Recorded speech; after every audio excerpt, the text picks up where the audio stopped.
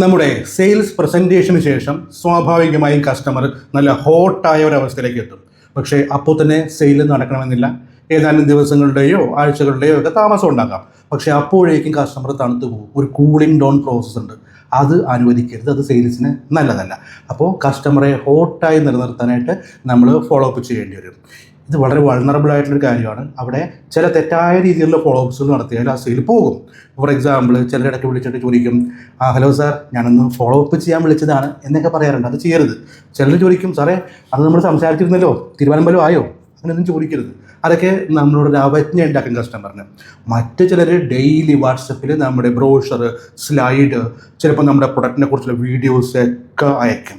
ചിലർ കോഡ്സ് പോലെയൊക്കെ ആയിരിക്കും. ഒരിക്കലും ചെയ്യരുത്. ഇന്നത്തെ ChatGPT കാലത്ത് വല്ലവൻ്റെയും കോട്ട് നമ്മളെടുത്ത് കൊടുക്കേണ്ട കാര്യം വല്ലതുകൊണ്ടോ ഒന്നുമില്ല. അപ്പോൾ എന്തൊക്കെയാണ് ചെയ്യരുത് എന്ന് ഞാൻ പറഞ്ഞു. ഇനി ചെയ്യേണ്ട കാര്യം പറയാം. കസ്റ്റമറുടെ നീഡ്സ് നമുക്കറിയാം. അതിന്മേലുള്ള വാല്യൂ അഡീഷൻസ് ആണ് കസ്റ്റമർക്ക് കൊടുക്കേണ്ടത്.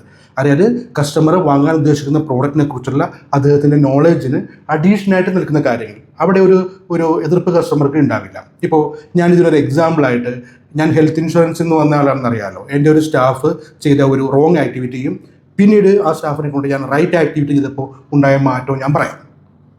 എൻ്റെ സ്റ്റാഫ് ഹെൽത്ത് ഇൻഷുറൻസ് ക്ലയൻറ്റിനോട് കാര്യമെല്ലാം പറഞ്ഞതിന് ശേഷം പോളിസി വാങ്ങാൻ ആവശ്യമായ ഒരു ഡീറ്റെയിൽ ലിസ്റ്റ് വാട്സപ്പിൽ അയച്ചു കൊടുത്തു. ആധാർ, പാന്, അത് ഇതൊക്കെ. അതിനുശേഷം കസ്റ്റമർ സമയത്ത് തന്നില്ല. ഈ സ്റ്റാഫ് കസ്റ്റമറെ വിളിച്ചിട്ട്, സാറേ ഞാൻ ആ വാട്സപ്പിൽ ചോദിച്ച കാര്യങ്ങളൊന്നും തരാമോ? തന്നില്ലല്ലോ. നോക്കട്ടെ തരാം കസ്റ്റമർ പറഞ്ഞു. പിറ്റേ ദിവസം ഇത് തന്നെ. പിന്നെ കസ്റ്റമർ ഫോൺ എടുക്കാതായി, വാട്സപ്പിൽ ബ്ലോക്കും ചെയ്തു. എന്താ കാര്യം എന്നറിയുമോ? കസ്റ്റമർ പൂർണ്ണമായിട്ടും ഡിസിഷൻ എടുത്തിട്ടില്ല. അതിനു മുമ്പ് നമ്മൾ കസ്റ്റമറെ ഫോളോ അപ്പ് എന്ന് പറഞ്ഞ് സെയിൽസിൽ ഒരു കുരുക്കിലേക്ക് ഇട്ടുപിടിച്ച് വലിക്കാൻ നോക്കി. അതാരും ഇഷ്ടപ്പെടില്ല. അത് സൂക്ഷിക്കണം.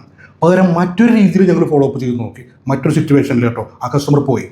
ഒരു കസ്റ്റമർ ഹെൽത്ത് ഇൻഷുറൻസിന് വേണ്ടി ഞങ്ങൾ ഫോളോ അപ്പ് ചെയ്ത കസ്റ്റമറാണ്. അദ്ദേഹം ഡയബറ്റിക് ആയിരുന്നു.